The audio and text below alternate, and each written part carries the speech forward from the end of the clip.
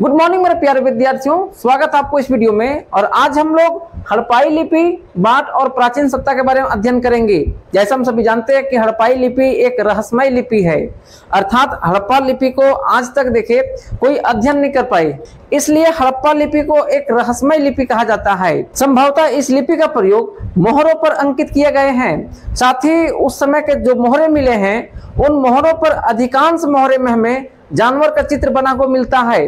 तो ऐसा इतिहासकार बताते हैं कि उस समय जो अनपढ़ लोग रहा करते होंगे, ताकि वे भी लेन देन कर सके, उनके सहूलियत के लिए मोहरे पर जानवर का चित्र बनाए गए थे। वहीं अधिकांश में ऐसे मोहर मिलते हैं जिन पर चिन्ह बहुत कम अंकित हैं। वही हड़प्पाई लिपि को दाईं से बाईं की ओर लिखी जाती थी, क्योंकि हमें खुदाई में जो हमें साक्ष्य मिलता है और उसे अगर हम बारीकी से अध्ययन करते हैं तो उसमें हमें देखने को मिलता है कि बाईं के तरफ ज्यादा चौड़ाई देखने को मिलता है दाहिने की तरफ से। अर्थात दो लाइन हड़प्पा लिपि लिखा हुआ देखते हैं तो हमें दाईं तरफ ज्यादा चौड़ाई दिखाई देता है बाईं तरफ की तुलना में। तो इससे स्पष्ट होता है कि हड़प्पा सभ्यता के जो लोग थे वे दाईं से बाईं की तरफ लिखा करते थे। वहीं हड़प्पा लिपि का प्रयोग मोहरे, आभूषण और धातु के औजार पर हमें अंकित देखने को मिलता है। वही देखें तो हड़प्पा सभ्यता में सभी लोग पढ़े लिखे थे कि नहीं, इसके बारे में इतिहासकार ज्यादा कुछ नहीं बता पाते हैं, कोई ठोस सबूत नहीं दे पाते हैं। तो वही यहाँ दिया है हड़प्पाई लिपि। हड़प्पाई लिपि एक रहस्यमय लिपि है। समानतः लिखा हुआ अक्षर हड़प्पा के मोहरे पर लिखा हुआ मिलता है। मोहर पर सामान्यतः एक चित्र प्राप्त होता है और यह चित्र विद्वानों का मानना है कि जानवर का चित्र अनपढ़ व्यक्ति के लिए सांकेतिक अर्थ बताता होगा। वहीं आगे दिया है कि अधिकांश अभिलेख संक्षिप्त था, अर्थात अधिकांश हमें अभिलेख ऐसे मिलते हैं जिस पर बहुत कम चिन्ह बने हुए थे। सबसे लंबे अभिलेख में 26 चिन्ह मिले हैं और हर चिन्ह का अपना अलग मीनिंग रहा होगा। साथ ही इस लिपि में चिन्ह की संख्या अत्यधिक 375 से 400 तक थी, जिसे खोजी जा चुकी है। वहीं आगे दिया कि यह लिपि दाईं से बाईं की ओर लिखी जाती थी। यह लिपि मोहर, तांबे के औजारों और मृदभान के अवंट पर लिखी जाती थी। मृदभान के अवंट अर्थात जो घड़ा होता, उस घड़ा के मुंह पर कुछ चिन्ह अंकित होते थे। आगे हमारा दिया बाट। तो देखे कि कई लोग बाट को बटखारा भी कहते हैं। और देखे कि हड़प्पा सभ्यता में जो हमें बाट मिलते हैं खुदाई के दौरान, वह बाट अधिकांश समय पट के बने हुए मिलते हैं। पट मतलब पत्थर। तो हड़प्पा सभ्यता में जो हमें अत्यधिक जो हमें बाट मिलते हैं वह पत्थर के बने हुए मिलते हैं। साथ ही हड़प्पा सभ्यता में जो हमें बाट मिलते हैं वे घनाकार होते हैं और निशान रहित होते हैं। घनाकार अर्थात उसकी लंबाई, चौड़ाई, ऊंचाई सब एक जैसा होता था और बाट निशान रहित होते थे, अर्थात बाट पर कोई निशान, कोई चिन्ह अंकित नहीं होते थे। तो वही याद दिया है कि समानतः बाट चट के बने थे, बाट समानतः घनाकार थे और निशान रहित थे। छोटे बाट संभवतः मनके व आभूषणों को तोलने के लिए काम आते होंगे, अर्थात हमें हड़प्पा सभ्यता खुदाई में हमें कई छोटे बाट भी मिले हैं। तो ऐसा इतिहासकार बताते हैं कि छोटे बाट का प्रयोग आभूषण को तोलने के लिए करते होंगे। वहीं आगे दिया है कि धातु के बने तराजू के पल्ले प्राप्त हुए हैं, अर्थात हमें हड़प्पा सभ्यता खुदाई हुआ तो हड़प्पा सभ्यता खुदाई में हमें तराजू के जो पल्ले होते हैं वे भी हमें प्राप्त होते हैं।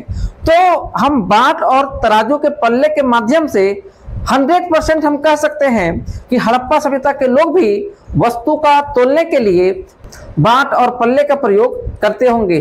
तो यहाँ आगे हमारा दिया प्राचीन सत्ता। प्राचीन सत्ता अर्थात हड़प्पा सभ्यता जब था आज से 3000 साल के पहले, तो क्या उस समय भी राजा वाला व्यवस्था था? तो देखिए कि हड़प्पा सभ्यता में हमें कई ऐसे साक्ष्य मिलते हैं जहां बड़े बड़े जटिल से जटिल फैसले लिए जाने का साक्ष्य मिलता है और उसे क्रियान्वित करने का भी साक्ष्य मिलता है। जैसे हमें वहां पे एक जैसे ईंट मिलता है, एक जैसे हमें वहां पे मृदभांड मिलता है, मनके मिलता है। साथ ही बस्तियां को वहां स्थापित किए गए जहां कच्चे माल मिलते थे। तो इन सब के माध्यम से हम कह सकते हैं कि हड़प्पा सभ्यता में जरूर कोई रहते होंगे जिनकी बात सब कोई मानते होंगे, तो वे आदेश देते होंगे, सभी कोई उनकी बात को पालन करते होंगे, जिसके कारण हमें एक जैसा ईंट हमें देखने को मिलता है, एक जैसा हमें मृदभांड देखने को मिलता है, एक जैसा हमें मनके देखने को मिलता है। तो वही यहाँ दिया है प्राचीन सत्ता। तो हड़प्पाई समाज में जटिल फैसले लेने और क्रियान्वित करने का प्रमाणित मिलते हैं, मतलब साक्ष्य मिलते हैं जटिल फैसला लेने का और उसे लागू करने का। जैसे यहाँ देखें एक साइज के ईंट, मोहरे, मृदभांड मिली है। और बस्तियां भी वहीं स्थापित की गई जहां से आवश्यकता पूरी हो सके। तो इन सबों के माध्यम से हम कह सकते हैं कि हड़प्पा सभ्यता में जरूर कोई राजा रहे होंगे जिनकी बातों को सभी लोग मानते होंगे, जिसके कारण एक साइज के ईंट, मोहरे और मृदभांड मिली है। वहीं आगे दिया है कि राजा उस समय क्या था। तो देखें कि हड़प्पा सभ्यता में राजा होने का कोई हमें ठोस सबूत नहीं मिलता है। वहीं मोहनजोदड़ो में देखें तो वहां हमें एक बड़ा सा महल देखने को मिलता है। तो कुछ लोग का मानना है कि यह राजा का महल हुआ करता होगा, लेकिन कुछ लोग ये प्रश्न उठाते हैं वहां पे, अगर ये राजा का महल होता होगा तो यहाँ पे हमें राजशाही वस्तु हमें मिलना चाहिए। जो राजा यहाँ पे रहा करते होंगे तो उनका यहाँ पे हथियार हमें मिलना चाहिए, उनका हमें यहाँ तलवार मिलना चाहिए, लेकिन यहाँ पे कुछ हमें मिलता नहीं है, जिसके कारण कई लोग राजा होने से इनकार कर देते हैं। वहीं हड़प्पा सभ्यता में राजा था कि नहीं, इसके बारे में 3 तरह के विचारे हमें देखने को मिलता है। वहीं पहला विचारधारा के जो लोग हैं वे कहते हैं कि हड़प्पा सभ्यता में कोई भी राजा नहीं हुआ करते थे, सभी को एक समान थे।